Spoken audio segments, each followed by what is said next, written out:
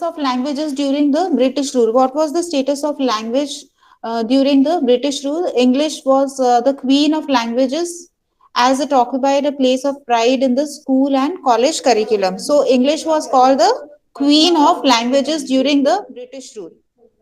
English was the language of all round utility. Means in the official language also English was there, and in the schools and colleges also English language was used. It was the medium of instruction, okay, for communication. English language was used in the high schools and universities. It was the symbol of cultured life. Okay, so this is the status of English language during the British rule. समझ में आ गया ये? It was the queen of languages. It had a high status. People who knew English language were um, cultured. It was said that those people are more cultured. You have understood this part? Yes, ma'am. Okay. Then status of languages after independence. What was the status of languages after independence? After gaining independence in 1947, the leaders of the new nation saw an opportunity to unite India under a common language. So all the leaders thought that there should be a common language after independence. Okay, so most of them, they said that Hindi language should be the national language. Okay, even though Hindi was not a majority language at the time of independence, it was mainly favored and supported by the Congress leaders from the northern and the central India, where it was most widely used. तो हिंदी कहाँ पे ज्यादा use होती थी? Where Hindi was used mostly? Ma'am, North and Central India. Yes, northern and the central India, and English was spoken in the southern part of India. Okay, so Hindi was favored mostly by the Congress leaders from the northern and the central India. They said that Hindi should be the national language of the Union after independence. Okay, it is a common language, so Hindi should be preferred instead of English. Consequently, the Congress split into two groups. One group was saying that English should be the official language, it should be the national language after independence. The other group was favoring the Hindi language. A group who supported Hindi as the national language, and another group who believed that Hindi should not be imposed on the people as a national language. So Hindi should not be forced upon the people. Okay. Although they agreed that English should be replaced, but slowly with a great deal of planning.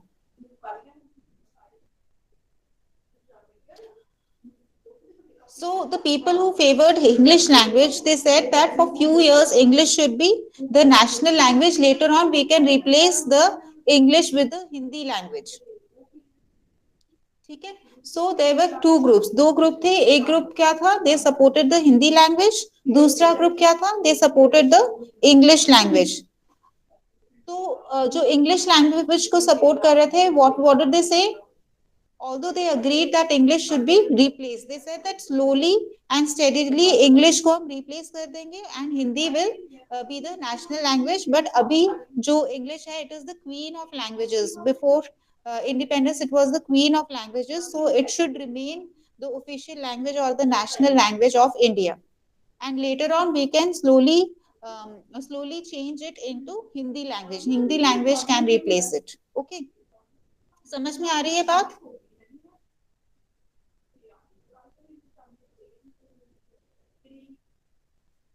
Yes, students, are you able to understand it? Excuse me ma'am, मैं कौन सा chapter है ये?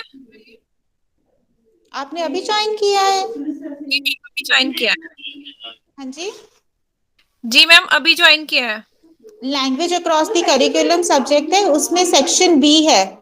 Section B में जी जी languages of India status लिखा हुआ है. Section B. जी ma'am, languages of thank you. India only status है, ठीक है, फिर कॉमा डाला हुआ है। तो दिस इज, जब आपको क्वेश्चन आता है what do you know about the status of languages in India, तो आपने थोड़ा सा ब्रिटिश रूल के बारे में बताना है, उसके बाद आपने आफ्टर इंडिपेंडेंस के बारे में बताना है, ठीक है। What is the status of languages, ये है क्वेश्चन हम डिस्कस ठीक कर है, रहे हैं। दैट, ठीक है हाँ, मैम। हाँ। तो ड्यूरिंग ब्रिटिश रूल क्या था, English was the queen of languages. After independence जो कांग्रेस थी वो दो ग्रुप में स्प्लिट हो गई थी। One group was saying that Hindi language को लेना चाहिए, नेशनल लैंग्वेज बनाना चाहिए। दूसरा जो ग्रुप था वो क्या कह रहा था, दैट इंग्लिश लैंग्वेज को हमें नेशनल लैंग्वेज बनाना चाहिए, और धीरे धीरे हम हिंदी को मतलब टेक ओवर कर सकते हैं, ठीक है, इंग्लिश को चेंज करके हिंदी वाला ले लेंगे, थोड़े सालों के लिए इंग्लिश चलने दो। ऐसे दो ग्रुप बने हुए थे। यहाँ तक समझ में आ गया है? Can you please play the previous slide? You will get the recording there. This is the previous slide. Ma'am, third That one. which this is the first slide which I used. Status of languages. This is the second one. This one. After gaining independence in 1947, the leaders of the new nation saw an opportunity to unite India under a common language. Any doubt in this? No, ma'am. Thank you. हाँ, तो यहाँ पे ये था that Hindi जो है it was not a majority language. Okay, after the independence Hindi was favoured by the Congress leaders from the northern and the central India, ठीक है, हमने ये बात की थी। Then there were two groups, one favoured Hindi language, other favoured the English language, ठीक है। अब देखो दो ग्रुप बने हुए थे। This latter group included Nehru and other assembly members who came from the southern India, Bombay and Bengal regions, where the link language was English and not Hindi, ठीक है। तो जो इंग्लिश को फेवर कर रहा था ग्रुप, वो members कहाँ से थे बताओ? जो इंग्लिश लैंग्वेज को फेवर कर रहे थे, they wanted that English language should be the common language. Ma'am, from the south side. Yes, from the southern India, from Bombay, from Bengal regions, the link language was English language, means the language of communication, जो link कर रहा था उनको, ठीक है, दूसरे states के साथ, वो कौन सा था? English language था, हिंदी वो नहीं use करते थे। That is why they were saying that English language should be the common language and the national language of India after independence. They were favoring the English language. उसमें नेहरू भी थे and other assembly members were there. So there were two groups. One favored the English language, other favored the English language. Okay, one favored the Hindi, other favored the English.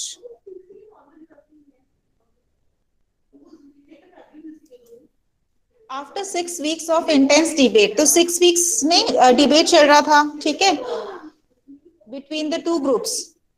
There was a vote. फिर उन्होंने सोचा कि हम vote करते हैं and let us see which group wins over, ठीक है। In the event the vote was tied. तो टाई हो गई vote, 77 and 77 votes were given. तो इंग्लिश एंड हिंदी लैंग्वेज को इक्वल वोट्स दिए गए and the constituent assembly finally decided that, finally क्या डिसाइड हुआ उसमें? That Hindi would be an official language of the union. जो हिंदी लैंग्वेज है वो क्या है, बनाई गई official language of the union and not the national language of India, ठीक है। तो स्टेटस ऑफ हिंदी क्या हुआ? स्टेटस ऑफ हिंदी है it would be the official language of the union after independence and not the national language of India, ठीक है। यहाँ तक समझ में आया? Yes, Yes, ma'am. ma'am. तो अंडरलाइन किया है बिकॉज यहाँ पे आप शो कर रहे हो स्टेटस ऑफ हिंदी लैंग्वेज क्या था, it would be the official language of the union and not the national language of the India. Let us see उसके बाद क्या हुआ। Views expressed in the constitution, constitution कब आया? 1950 में, ठीक है। In 1950, it was also decided by the Constitution of India that English would continue as an associate official language for a period of 15 years up to 1965. After which time Hindi would replace it. जैसे कुछ members कह रहे थे कि English language को take up किया जाए, तो फिर बाद में हिंदी लैंग्वेज से वो रिप्लेस हो जाएगी, ठीक है। तो इंग्लिश लैंग्वेज कितने सालों के लिए उन्होंने प्रेफर की? for a period of 15 years. They said that English language will be the associate official language. Associate official language का मतलब है कि साथ साथ हिंदी लैंग्वेज के साथ वो चलती रहेगी. It will also be the official language along with Hindi. Hindi क्या थी हमने अभी पढ़ा है, Hindi would be official language of the union. Union. ठीक है, हाँ, एक ऑफिशियल लैंग्वेज. इंग्लिश क्या हुआ, English became the associate official language. मतलब ये है कि साथ साथ इंग्लिश भी यूज की जाएगी हिंदी के साथ. It is associated, associate official language. ठीक है, ये अंडरलाइन कर लेना, associate official language for a period of 15 years. कब तक होगा ये, 1965 तक हम इंग्लिश लैंग्वेज चलने देते हैं एज एसोसिएट ऑफिशियल लैंग्वेज. फिर सिर्फ हम हिंदी को प्रिफर करेंगे आफ्टर 1965. ये डिसाइड हुआ था इन the constitution in 1950. Article 351 of the Constitution was also included to promote the Hindi language. ठीक है, हिंदी लैंग्वेज को प्रमोट करने के लिए आर्टिकल 351 कॉन्स्टिट्यूशन में बनाया गया, जिसमें बताया गया that books should be made in Hindi language. Okay, and it should be taught in the schools, in the primary classes.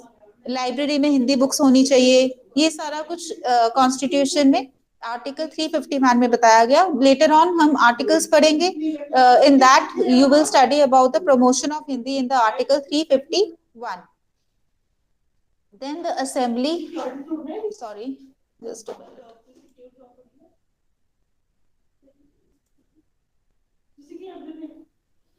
The assembly also decided that the state governments were permitted to choose one of their regional languages plus Hindi or English for interstate communication, thereby making space for all the other important state or regional languages. अब देखो एक point क्या था constitution का 1950 में, कि जो regional languages हैं, जैसे सदर्न स्टेट्स बोल रहे थे कि हमें इंग्लिश लैंग्वेज चाहिए, एंड नॉर्दर्न वाले क्या कह रहे थे, नॉर्दर्न एंड सेंट्रल वाले कि हिंदी लैंग्वेज चाहिए. That way they have regional languages also.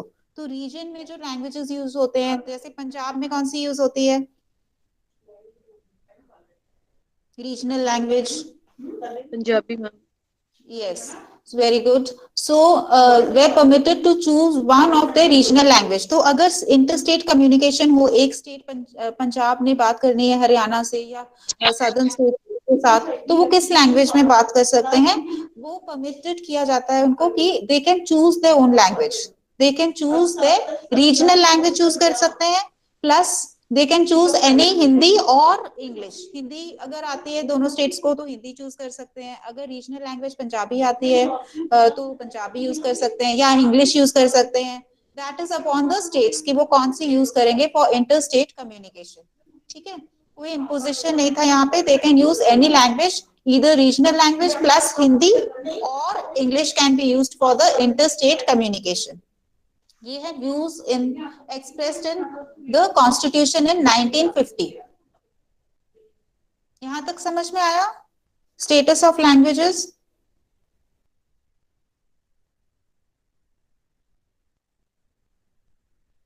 Yes, ma'am. Okay. Then views expressed by secondary education commission. अब देखो सेकेंडरी एजुकेशन कमीशन कब आई है, 1952-53. The Secondary Education Commission observed that much of the national unity in political and other spheres of activity has been brought about through the study of English language and literature. तो यहाँ पे कौन सी language को importance दी है secondary education commission ने? Which language should be used for national English. unity? English language. Okay, जैसे हमने यहाँ पे बात की थी दैट 1965 तक English language is the associate official language. तो यहाँ पे 1952-53 में इंग्लिश लैंग्वेज की प्रमोशन के लिए उसको और डेवलप करने की बात की है सेकेंडरी एजुकेशन कमीशन ने. That much of the national unity in political and spheres of activity means in the schools, colleges और any official activity have been brought about through the study of English language and literature. So English language is very much important, and English books should be there in the libraries where people can read English language, and it can be promoted. फिर है views of central advisory board of education. Central advisory board of education जो है, इसका क्या view था related to languages, status of languages. The board first proposed it's three language formula. ठीक है, central advisory board of education जो है कैबे, इसने क्या दिया था, three language formula TLF in 1956, in 1956, and divided it into two parts. What were the two parts of three language formula? Mother tongue, Hindi and English for non-Hindi regions, Hindi and Hindi only other any other Indian language, and English for the Hindi regions. अब मुझे बताओ non Hindi regions कौन से हैं? First of all, it is mother tongue, Hindi and yes. Ma'am Tamil Nadu. Yes, the southern regions which we were talking about, okay, they are non-Hindi, they are not speaking much of Hindi. They were speaking in English language or their own mother tongue. So their first language is mother tongue, okay. Then Hindi and English for non-Hindi regions, means they can use English language, okay, and they can use mother tongue, which is the priority. Then for the Hindi regions, Hindi regions में पहले वो Hindi use कर सकते हैं, not the mother tongue. ठीक है, Hindi, any other Indian language they can use, that means the regional language जो है उनकी, एंड इंग्लिश। तो इंग्लिश जो है वो क्या है यहाँ पे, थर्ड लैंग्वेज हो गई। और देखो फर्स्ट वाला जो हम देखते हैं फर्स्ट स्पीच में, जो नॉन हिंदी रीजन्स है जैसे सदर्न रीजन्स हो गए, उसमें जो मदर टंग है that is first language, second language is Hindi, third language is English. तो फर्स्ट लैंग्वेज उनकी मदर टंग है, so that they will be able to communicate properly because they don't know much of Hindi. Second part इसका देखो, जो Hindi reason है उसमें Hindi first language है, फिर है मदर टंग या फिर कोई भी रीजनल लैंग्वेज जो इंडियन लैंग्वेज हो, एंड थर्ड है फिर से English for the Hindi regions. ठीक है, this was the three language formula given in 1956 because they wanted to promote Hindi language, क्योंकि उन्होंने बोला था कि आफ्टर 15 इयर्स हम इंग्लिश को रिप्लेस करेंगे हिंदी के साथ, इसीलिए उन्होंने ये थर्ड लैंग्वेज हिंदी कर इंग्लिश किया है, so that Hindi is promoted more in the southern regions also, that is why उसको सेकंड लैंग्वेज बनाया है, and also first language it is made in the Hindi regions. ठीक है, क्योंकि हिंदी को वो ज्यादा प्रमोट करना चाहते हैं, they want to replace English language with the Hindi language in the future.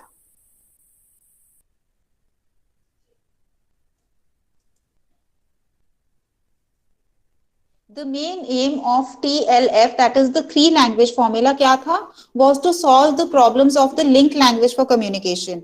ठीक है, जो भी प्रॉब्लम्स आ रही थी कम्युनिकेशन के लिए, वो सॉल्व करने के लिए थ्री लैंग्वेज फॉर्मूला बनाया था, so that this can be followed in the schools and children can learn the languages well for communication and thereby to promote the national integration and unity।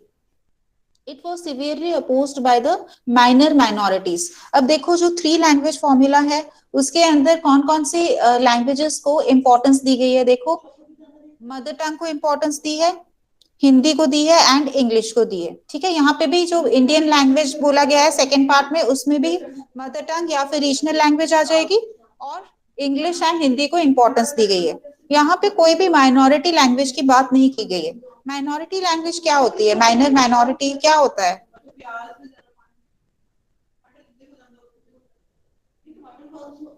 Yes,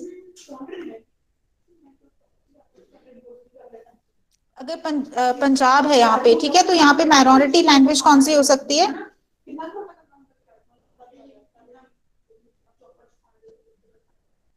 जैसे ज्यादातर देखो यहाँ पे Punjabi use होती है। ठीक है, अगर कोई बाहर से आया, जैसे वेस्ट बंगाल से कोई आया, तो they will not be able to speak more of Punjabi। Okay, if those people are staying here from 2-3 तो फिर वो जो लैंग्वेज है उनकी, ठीक है, बंगाली या जो भी लैंग्वेज है, तो that becomes a minority language. ठीक है, और कैसे माइनॉरिटी बनती है? यस स्टूडेंट्स, आवाज आ रही है?